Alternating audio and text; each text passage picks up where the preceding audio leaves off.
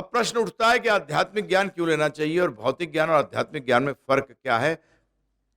भौतिक ज्ञान वो होता है जो शरीर के बारे में चर्चा करता है। किसके बारे में चर्चा करता है?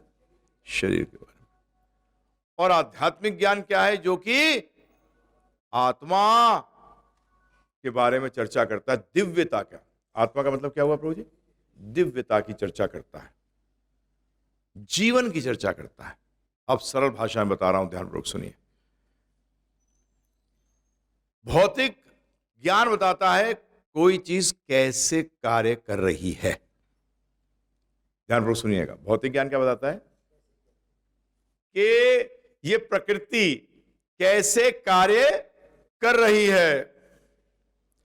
आध्यात्मिक ज्ञान बताता है इसका उद्देश्य क्या है। अब बताइए कौन सा ज्यादा इंपॉर्टेंट हुआ?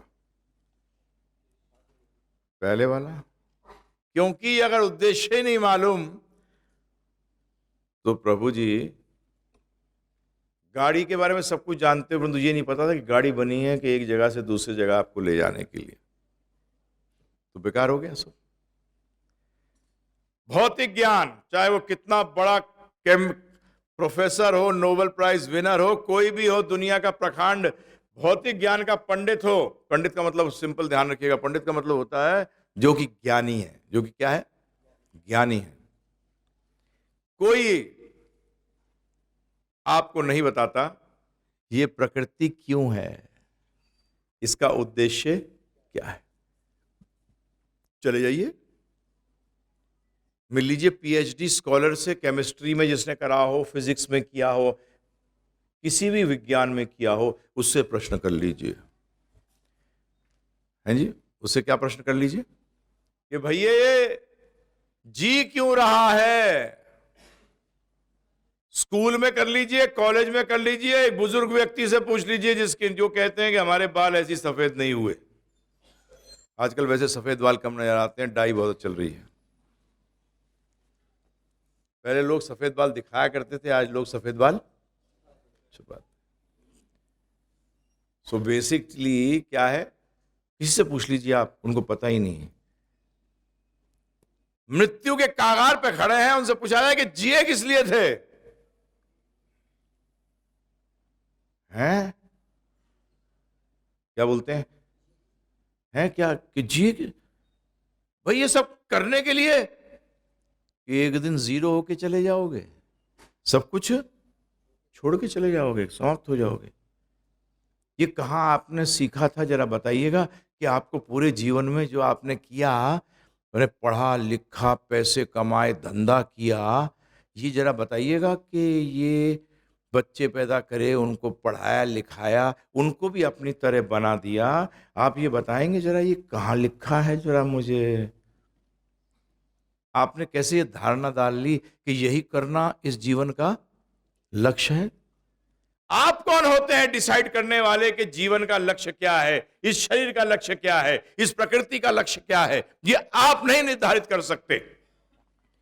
इसे वही निर्धारित करेगा जो कि जिसने इसको बनाया है।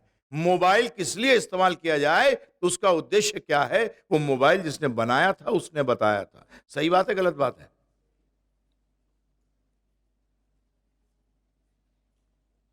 इसीलिए कहा जाता है कि 5 साल की अवस्था से बच्चे को, जब वो आत्मा 5 साल का शरीर, उस आत्मा के ऊपर जो ढांचा है, जब ये 5 साल की अवस्था का हो जाए, उस टाइम से बच्चे को बताना चाहिए कि उसको ये शरीर क्यों मिला।